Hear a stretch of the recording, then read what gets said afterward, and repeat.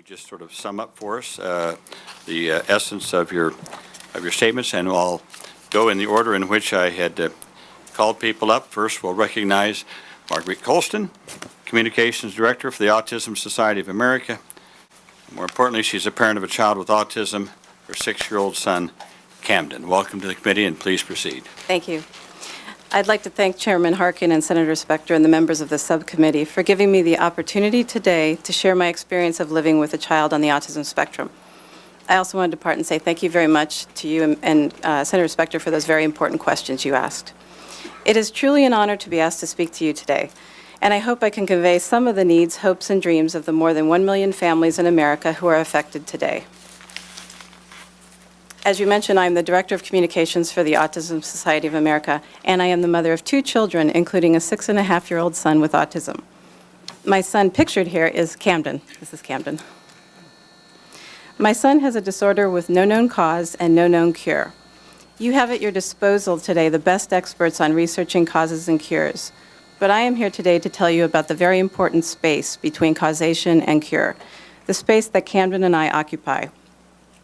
That is how we live with autism. Because that important space is occupied today by 500,000 children and at least as many adults, families desperately need federal leadership and funding for autism today. Camden is on the severely affected end of the spectrum. He cannot talk, has some cognitive delays, major attention deficits, and suffers significant social and behavioral challenges. As you can see, though, he's also adorable, and he has a much larger capacity to learn than any of us imagined.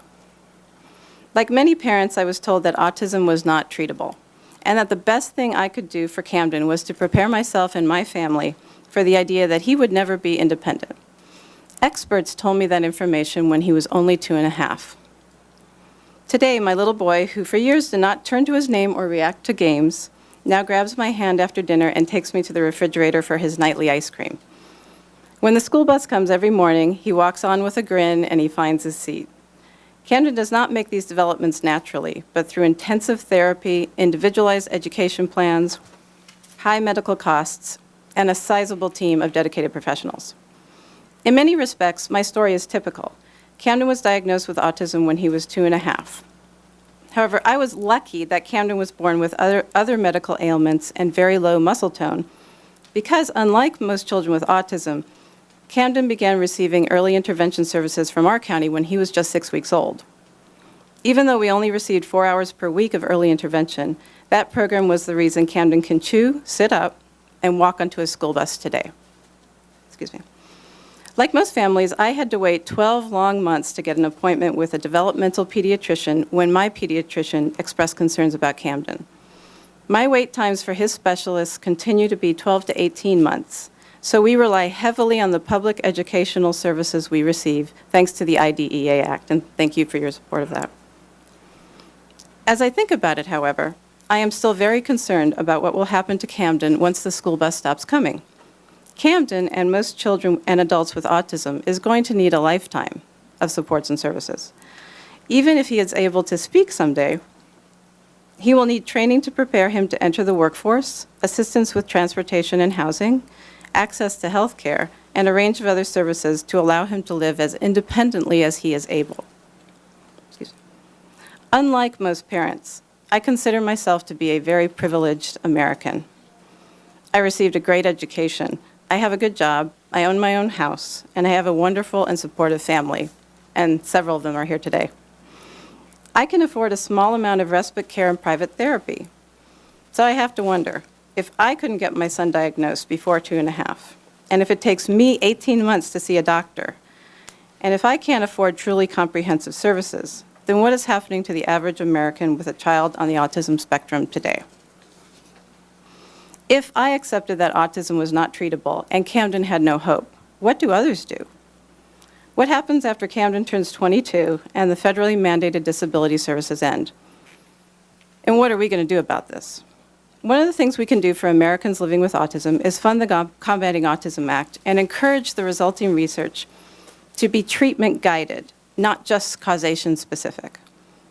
Funding the CAA also means funding the Interagency Autism Coordinating Committee, and they have a wonderful roadmap for services. We can also pass and then fund the Autism Services Bill put forth by Senators Clinton and Allard last month, and which the House introduced today. As a parent, I strongly support those bills. As a staff member for the Autism Society, I can assure you that we, our chapters, and our members will work tirelessly to advance legislation that improves research, services, and supports for individuals with autism. I love my son Camden with every bone in my body. And I know there are a million Camdens out there whose needs are not being met and whose families are in crisis. Regardless of the cost, we need to support coordinated federal autism solutions today. Only then will we be able to optimize the potential of each child with autism and provide them opportunities for success in their communities. Being here today and being heard by the U.S. Senate gives me an enormous sense of hope that I never dared to have. With your help and your leadership, I may start to hope for Camden the same hopes I have from my neurotypical daughter, Teresa, that he will be provided the opportunity to be a happy, productive member of his community. I'd like to thank the committee again for hearing me and for support of this legislation. Poignant and heartfelt testimony. Next, we turn to Dr. Judith Favell, CEO of Advos.